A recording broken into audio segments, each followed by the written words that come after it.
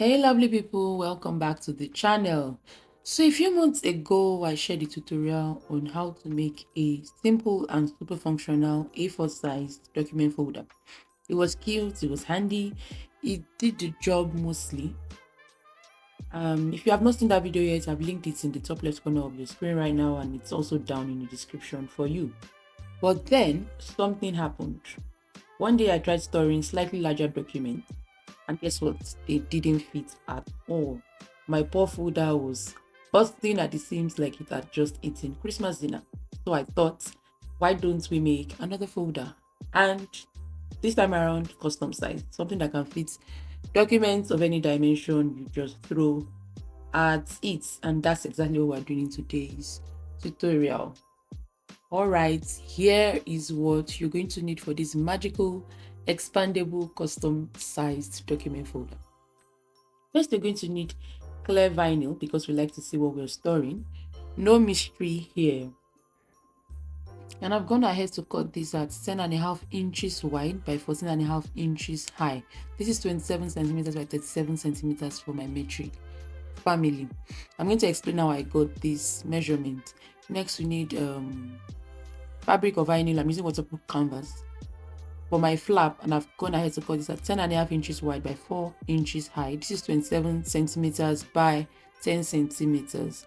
Next, I'm going to need fabric again for my bias binding, and I've gone ahead to cut this at 50 inches by 3/4 of an inch wide or 1 inch wide. I'm going to explain how I got this measurement also later. And if your bias strip is quite short, just like I have now, you might have to cut two and then join them together. Next, you need your sewing clips. Remember, you don't use pins unless you want your vinyl crying. Next, you need your double-sided tip, as this will help you put things in place before you take to your sewing machine. You need your rulers and your measuring tape or other measuring tools that you have. Next, you need your fabric marker to mark wherever you want to mark as you sew along. Next, you need your rotary cutter, your scissors, your thread cutter, and any other cutting tools that you have. Then this takes me to the last but not the least, which is our snap button kits. First, you're going to measure your documents, like actually measure them. Don't just say it's about this big or whatever. My documents are 10 inches wide by 14 inches high. That's like for the biggest document. So I'm going to cut two pieces of clear vinyl at 10.5 inches wide by 14.5 inches high, 27 centimeters and 37 centimeters for my metric pounds. Then for my flap, I'm cutting 10.5 inches wide since I already cut my main fabric 10.5 inches wide. Then for the height, I'm cutting 4 inches high. So regardless of what your width is, your height has to be 4 inches high, which is 10 centimeters.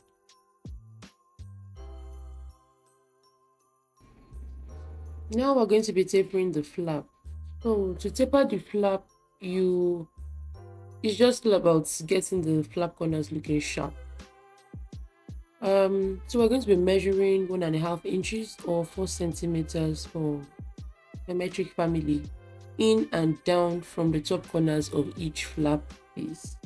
So once this is done, we're going to be drawing a diagonal line like I'm doing right now, connecting the marks, and we're going to chop those corners off.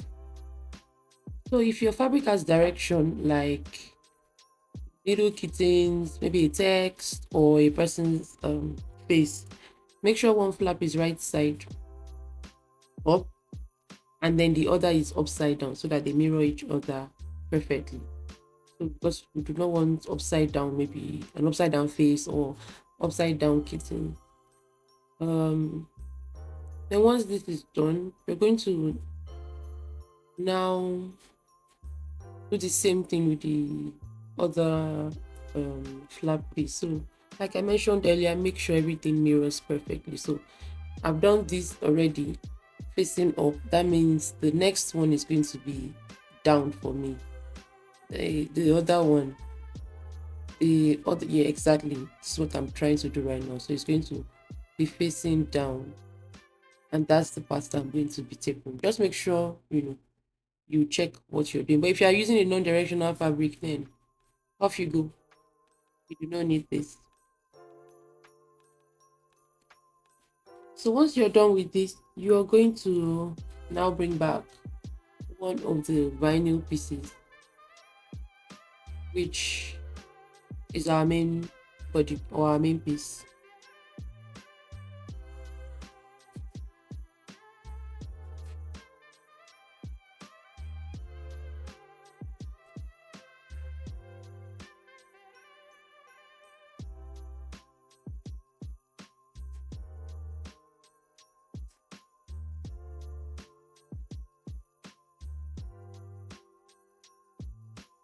So now to assemble the flap, like I mentioned earlier, we're going to take one vinyl piece, and then you're going to be sandwiching it between your two flap pieces at the top. So for now, any of the shorter edges would be the top.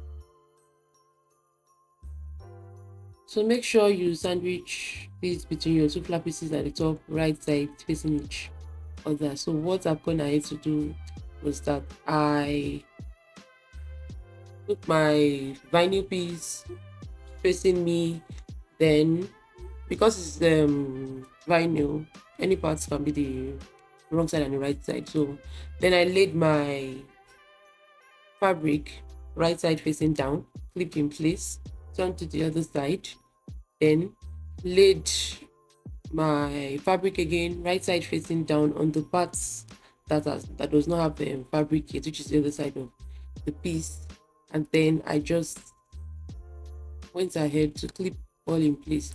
Make sure just the straight edges are matching, not the tapered edges. So now you notice that the vinyl piece is already sandwiched between the two flap pieces. Once this is done, you're going to be sewing across at 3/8 of an inch from the edge, which is 1 centimeter. Then you're now going to flip the flaps out.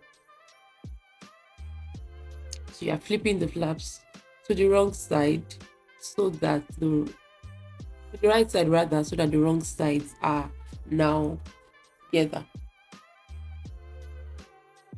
Because we cannot because we cannot, heat press or iron clear vinyl, we're going to be finger pressing the flap. Or if you're using fabric that can be ironed, I don't know, we could try to carefully just iron out the flap, but be very careful. But I would really recommend just finger pressing. Once this is done, I'm clipping both sides and I'm taking it to my sewing machine to top stitch that seam nice and neat at about 1/8 of an inch, which is 3 millimeters from the edge. So to make sure nothing shifts, I've gone ahead to clip the entire flap also in place. Once you're done top stitching, you're going to be setting this aside while it admires itself or while you admire it.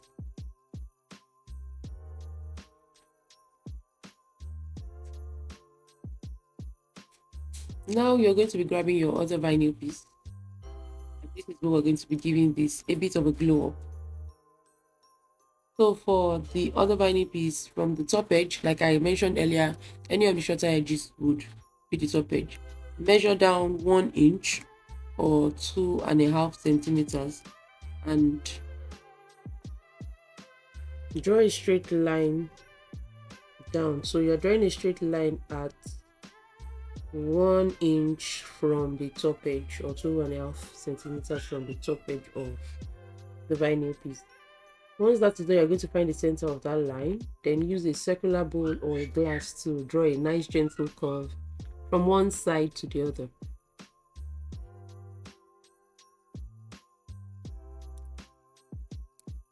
Once this is done, you're going to trace out your curve and then cut it out.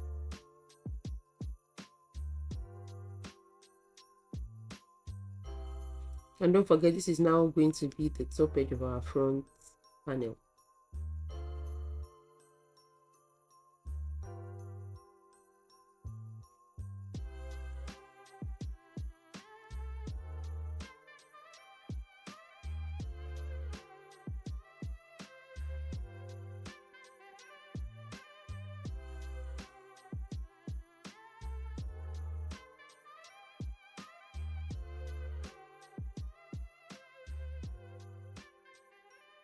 So next, you're going to be measuring 3/4 or maybe half an inch. But I will recommend 3/4 of an inch, which is 2 centimeters. From that curve down. So what you're doing here is you're going to be mimicking the curve at 3/4 of an inch from the original curve. And then you're going to cut this out as well.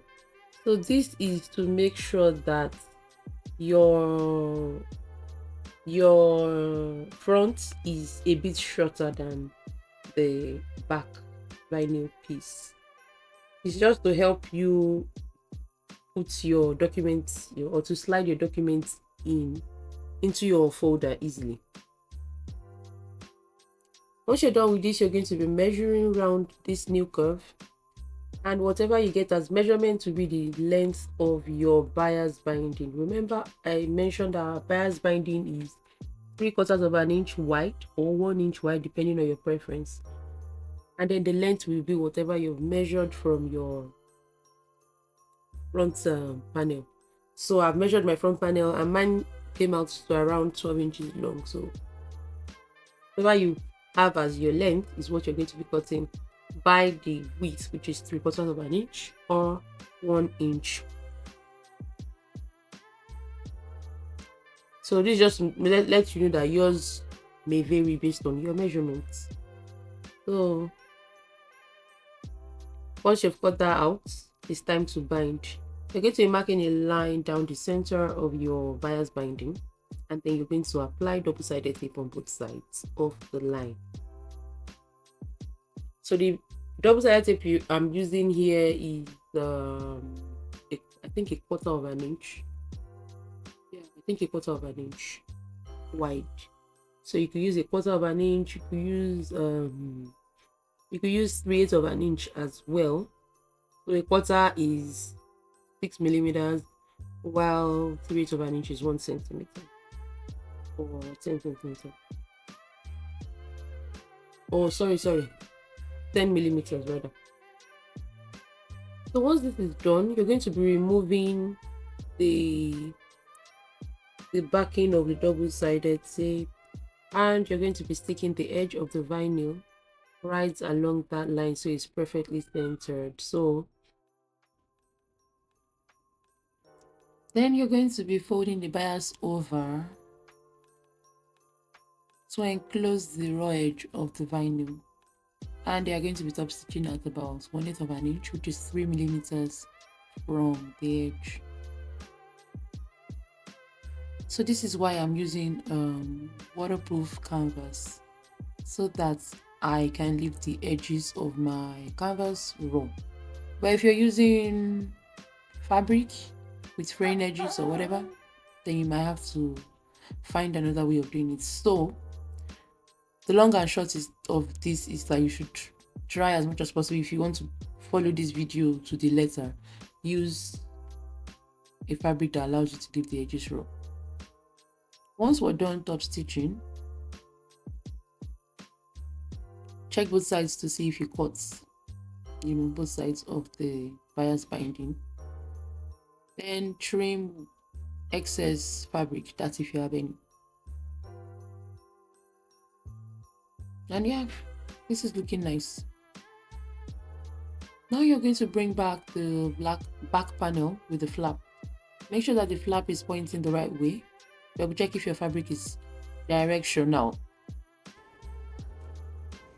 So this means that it's in the right direction. So to make sure my pressings are facing the right direction, I went ahead to make sure when I place the vinyl piece right, whatever way, my pressings are facing right direction when my flap is open, and then when I close, my pressings are still facing in the right direction. Next, you're going to be placing your front piece on top of this on top of the back piece. So you're going to be lining up the bottom and the sides. Clip, clip, clip, clip, clip, clip, like it's going out of style. Then you're going to be basting around the edges at about a quarter of an inch from the edge, which is 6 millimeters. This keeps everything together before we bind. So binding time again, take your long bias strip, the one we calculated earlier. I'm not sure I already calculated this for you, but to get the length of your bias binding, we're going to be adding the height of the main panel or the vinyl piece multiplied by 2, the width of the binding piece of the, sorry, not binding piece, the vinyl piece multiplied by 2, and then the flap height multiplied by 2. So remember, our height was 14.5 inches, remember? Yeah, so you multiply that by 2, plus remember the width of the main of the vinyl piece. Remember, I told you that it was 10.5 inches, so I multiplied that by 2 as well. And then remember that our flap height was 4, and then I multiplied that by 2. So when I added all this together, it gave me 58 inches in total. This is 147 centimeters for my metric family. So if you use the same measurements that I used, you're going to be using 58 inches for your binding. So that will be 58 inches by 3/4 of an inch. Remember, I told you your width is dependent on what you're comfortable with. So I'm comfortable with using 3/4 of an inch, which will give me 3/8 of an inch on both sides. But if you're comfortable with 1 inch, so that it gives you half inch on both sides, then please do go ahead with that. So I'm using 58 inches long by 3/4 of an inch wide, and this is 147 centimeters by 2 centimeters actually. So this should definitely bind the whole of the um, document folder. So just like we did before, I marked a line down the center of the bias binding, applied double-sided tape on both sides of the line. Then now I'm taking the edge of the vinyl, or the edges of my document folder right along that line, so that it's perfectly centered. And as I'm doing that, I'm folding my bias over so that it is ready for top stitch.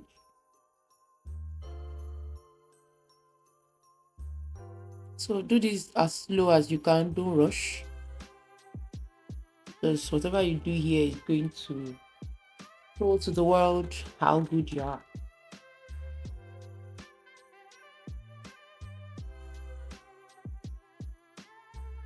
So I'm wrapping the vinyl around the raw edges of the entire folder. Make sure this goes round.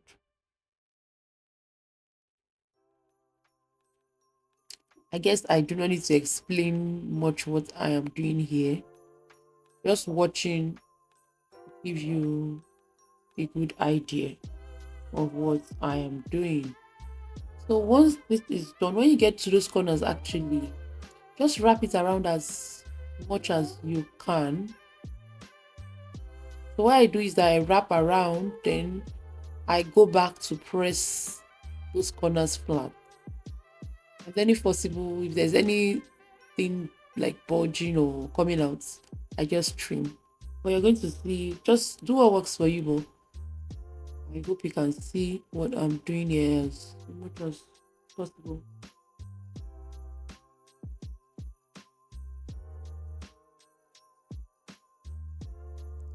So you notice I'm going back to those corners to press them as flat as possible, and then if there's anything coming out, I trim off. So you notice I'm going back to all the corners just to see what's going on there. There's a way to trim. I'm not sure you're seeing what I'm doing, but if you can see, that is fine. But if you're doing this and you have any questions, I'll be readily available to respond. So you're going to be top stitching around slow and steady. Vinyl can be slippery like a toddler on a sugar high, but trust me, you're going to get there. Now we're going to be closing this baby up by installing the snap buttons. You can do one snap in the center or 2 on each side. So for me, I like symmetry. I'm doing 2. So you're going to be measuring 1/2 inch up from the bottom edge of the flap, and this is 1.2 centimeters for my metric family. You're going to be marking your snap positions on each side or in the center if you want. And then you're going to be installing the male parts of the snap buttons first on the flap. So once this is done, now that you know where the flap closes, you can mark the matching spot on the main body for the female part. Press down gently to leave an indentation or mark it with a chalk pen. Then, following the manufacturer's instructions, install the female snap caps and boom, you've got a working, snappy, fabulous folder.